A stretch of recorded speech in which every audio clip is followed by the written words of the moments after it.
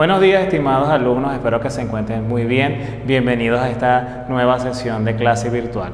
El día de hoy vamos a conversar sobre un tema interesantísimo que va a ayudarte a comprender cómo se puede redactar mejor.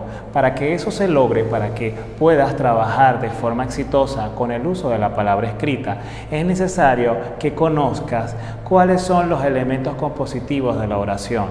Pues, comencemos con una pregunta. ¿Qué es un elemento? Un elemento es la parte de algo. Entonces, cuando hablamos de los elementos de la oración, nos referimos a sus partes fundamentales, a las partes importantes que forman, que integran una oración en el uso de la palabra escrita y también en el uso de la palabra hablada.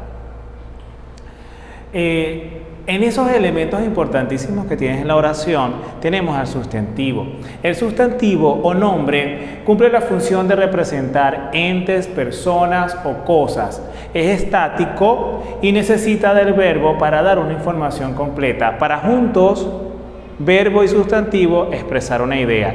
Hay dos tipos, los concretos y los abstractos. ¿De qué son los dos tipos? Del sustantivo. Entonces, hablamos de sustantivo concreto, sustantivo abstracto. El predicado, que es lo que viene a continuación, expresa la acción que realiza el sujeto o los estados o los momentos en los que puede encontrarse el sujeto y se reflejan a través de ¿qué? Del predicado. El núcleo del predicado, es decir, ese punto neurálgico, ese punto importante del predicado es un verbo conjugado, una palabra que indica acción, indica movimiento, indica lo que sucedió, lo que sucede o sucederá al sujeto o lo que representa el sujeto, que es el sustantivo o nombre. ¿Qué es un verbo? Es la palabra más importante de la oración. Indica acción, indica lo que entonces, como te dije hace unos segunditos, indica lo que sucedió, lo que sucede o sucederá al sujeto. El artículo es un elemento variable de la oración. Es una partecita, es una palabra que está antes del sustantivo o en alguna parte de la oración que anuncia el sustantivo y concuerda con él en género y número. A género nos referimos al sexo, a la identidad, pues, a si es hembra o macho dentro del sustantivo, al tipo de sustantivo y al número también, porque dentro del sustantivo, como abstracto, puede expresarnos una numeración, algo que es abstracto, que no se remite a cosa, persona o animal. Luego tenemos acá los tipos de artículo. Entre los tipos de artículo debemos considerar cuando son determinados y cuando son indeterminados y cuando son neutros. Entonces, al establecer las partes del artículo, determinado, indeterminado y neutro, debemos considerar cuando ese artículo determinado es singular o plural. En esa circunstancia también nos remitimos al otro tipo, el indeterminado y el neutro. Entonces, en el caso del artículo determinado, singular y plural, integramos otro elemento, otra parte más a considerar, que es si es masculino o femenino. Entonces, en el caso de un artículo determinado masculino, utilizamos la palabra él. En el caso del plural, utilizamos la palabra los. En el caso del femenino singular determinado, utilizamos la palabra la. Y en el caso del plural, utilizamos las palabras las. Por ejemplo, las palomas, las personas. O, en el caso del masculino, el niño, los niños. En el caso del artículo indeterminado, singular y plural, utilizamos una palabra diferente, un. Y en el caso del plural, unos. En el caso del femenino singular del artículo indeterminado, utilizamos una. Y en el caso del indeterminado, unas niñas, una niña, por ejemplo. En el caso del neutro, pues se remite a masculino y femenino. En el caso del artículo neutro, hablamos de una palabra que se repite, lo. Es raro utilizar antes del artículo el artículo neutro, dependerá de cómo construyes la oración. El verbo, como ya lo habíamos hablado hace unos segundos, el verbo es la parte variable de la oración que expresa una acción, algo que sucede. Por ejemplo, de verbo, canta, amar. Si el verbo expresa pasión, bueno, amar, odiar, permanecer, estar. El profesor Franklin le gusta estar en la unidad educativa Nuestra Señora de la Candelaria. Y en esa parte del predicado, que expresa lo que se refiere al sujeto, que en este caso es el sustantivo nombre, profesor Franklin, expresa que le gusta estar. El verbo es estar, indica acción, indica movimiento, indica algo que sucede. ¿Dónde le gusta estar al profesor Franklin? Estar. Entonces fíjate que esa palabra indica acción. Bien, es la parte más importante de la oración porque indica lo que pasa con el sustantivo. El pronombre personal. Bien, el pronombre personal designa a las personas gramaticales. Por ejemplo, la primera persona gramatical, la que habla. Primera, nos remitimos a yo. La segunda, a la que se habla, tú.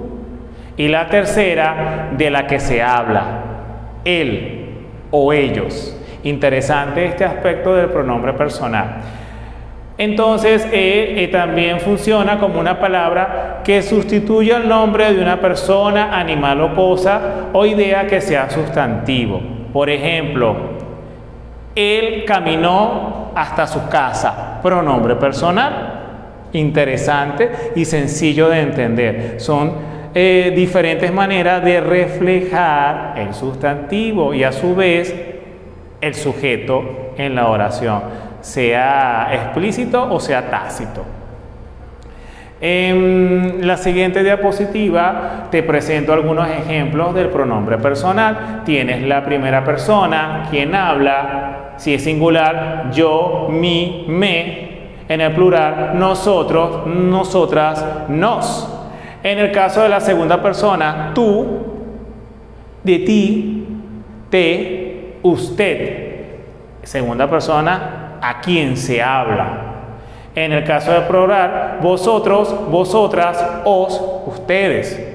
Y en la tercera persona, él, ella, lo, la, le. Y se refiere a de quién se habla. En el caso del plural tienes ellos, ellas, los, las. Le, si, se. Por ejemplo, en el caso de ellos caminan siempre al liceo Nuestra Señora de la Candelaria. Ahí tienes un ejemplo de pronombre personal en plural. Bien, en la siguiente diapositiva hablamos del adverbio. ¿Qué es el adverbio? ¿Cuál es su importancia como parte de la oración? Bien, él es un elemento invariable, es decir, al referirnos a invariable es que no cambia. Como elemento invariable de la oración, afecta al verbo, lo determina, le agrega algo más a lo que ya el verbo indica. El adjetivo o también a otro adverbio. El adverbio puede expresar circunstancias de lugar, de tiempo, de modo, de cantidad, de afirmación, de negación y de duda. De duda es de pregunta. Entonces, cuando el adverbio es de lugar, fíjate esta oración, Armando cantó lejos de su gente. El adverbio lejos es un adverbio de lugar, de tiempo. Fíjate, otro ejemplo, Armando cantó ayer. Otro ejemplo, modo, Armando cantó melódicamente. De modo, de cantidad, Armando cantó mucho. Entonces, si ponemos un ejemplo de adverbio que, pues, como parte invariable determina, o sea, condiciona al verbo, aclara un poquito más lo que va con el verbo, entonces podríamos decir, el estudiante de castellano escribió mucho en su cuaderno y sería de cantidad. El ejemplo del adverbio es sencillo y interesante. Recuerda que el adverbio determina al verbo y condiciona y aclara lo que ya señala el verbo como acción. El adjetivo, bueno, es otra parte variable de la oración que modifica al sustantivo y adquiere pues una manera de calificarlo o determinarlo, es decir, indicarle al sustantivo qué va a pasar contigo, qué va a suceder contigo. Entonces hay dos tipos, el adjetivo calificativo y el determinativo.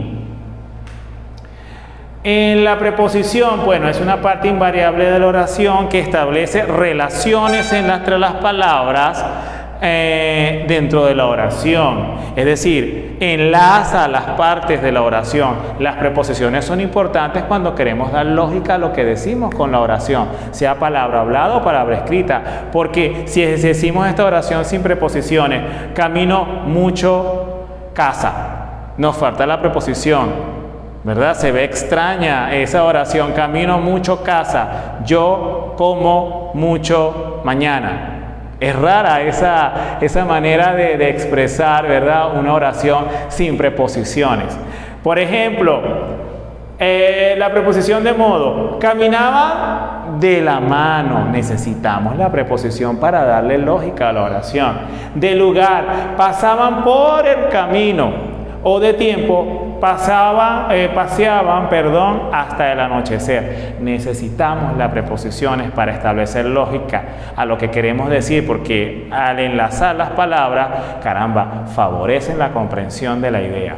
Bien, en las siguientes diapositivas tienes las preposiciones que debes conocer. Por ejemplo, tienes a, ante, bajo, con, contra, de, desde, entre, para, por, según, sin, sobre, cabe. Aquí hay un error, es sobre y cabe. Bien, cuidado con esta. En el caso de para, muchachos, hay que tener cuidado cuando abusamos de las preposiciones, porque a veces cuando construyes una oración y esa oración como parte mínima del párrafo y de todo lo que se escribe del texto, a veces abusamos de las preposiciones y en consecuencia tú lees un texto, un párrafo y notas que hay para. Esto también puede considerarse un vicio del lenguaje, aparte del queísmo y del dequeísmo, porque es que abunda en la oración. Y eso es pobreza pobreza del manejo del vocabulario cuando se redacta. Mucho cuidado con el abuso de la preposición para.